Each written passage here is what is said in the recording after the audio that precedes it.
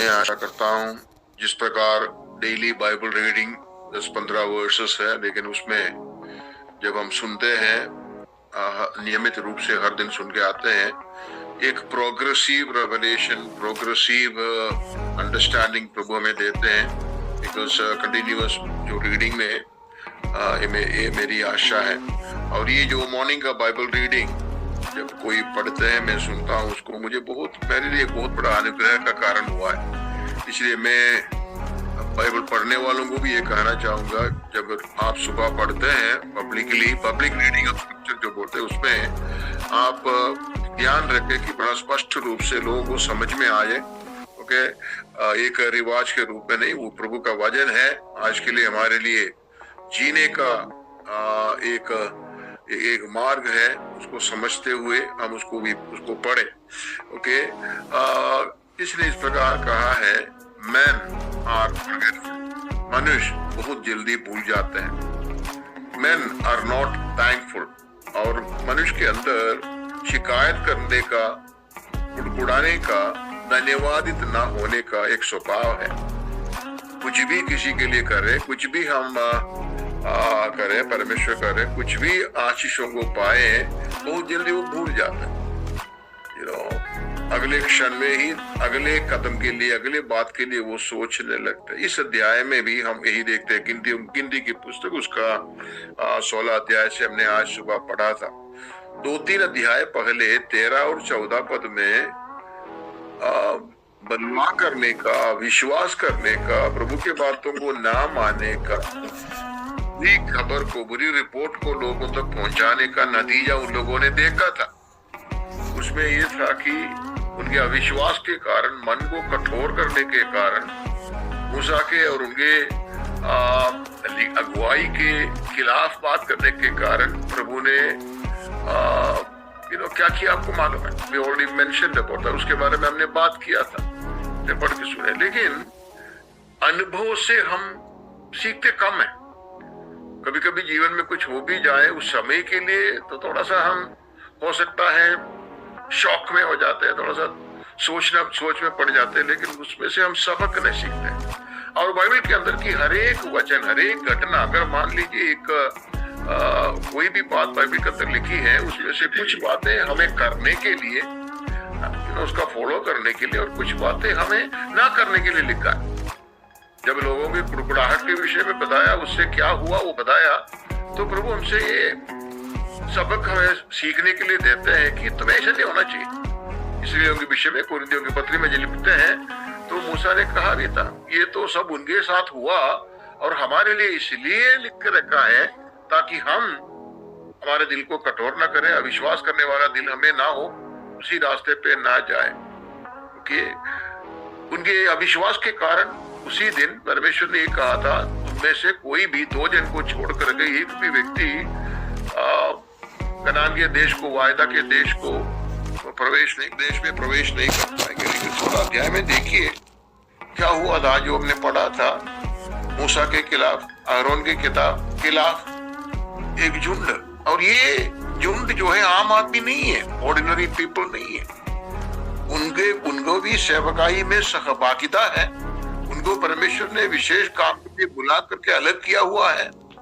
But something has happened over the lane.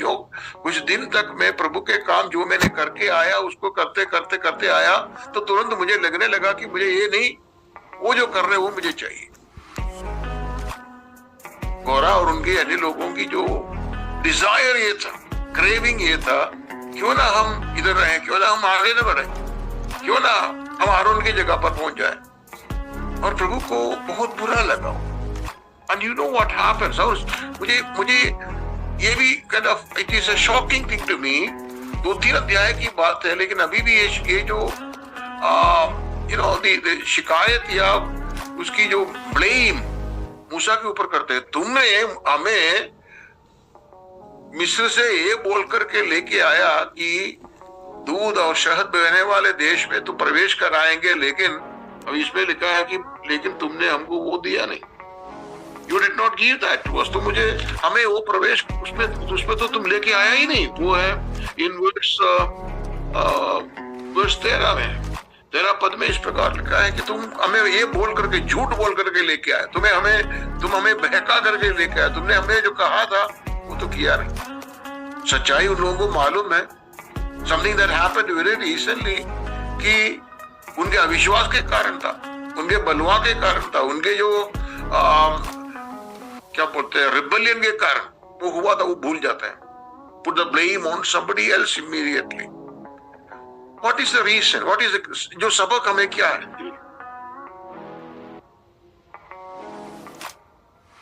You know, अविश्वास करने वाला दिल हमारे अंदर ना हो जाए।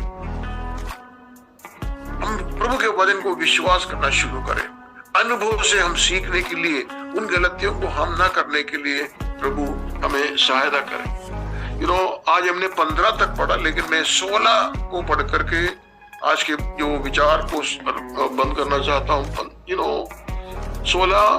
15 पद में मूसा के बारे में लिखा है कि मूसा गुस्सा हो गया, नाराज हो गया। That's again it is happening. Who will not be? कौन नहीं होगा? और 16 पद में, 15 पद में मूसा परमेश्वर से प्रार्थना करते हैं, हे प्रभु,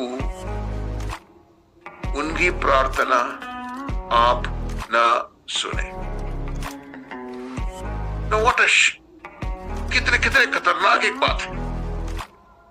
यदि हमारे ऊपर प्रभु ने जिसको रखा है, आपके पासवान हो, अगुवे हो, जहां पर हम रहते हैं उधर हो, आपके ऊपर जिसको प्रभु ने रखा है, वो दिल में दुखी होकर ऐसी प्रार्थना करने लगे, प्रभु इनको आदर ना कर, don't honour them, don't respect their offering.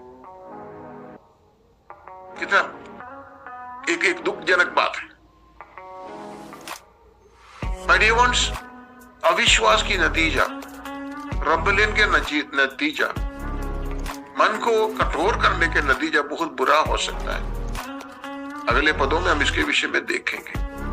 तो आज की सुबह मैं यही प्रार्थना करना चाहता हूं, यही मैं आपसे कहना चाहता हूं, हम सबके लिए, आपके लिए जितना है उतना ही मेरे लिए भी, हम सबके लिए। ऐसा न हो कि हमारे जीवन में, हमारे अंदर इतना साल प्रभु के साथ चलने के बाद, सेवा करने के बाद, लीडरशिप में रहने के बाद, कभी भी अविश्वास करने वाला दिल ना हो जाए।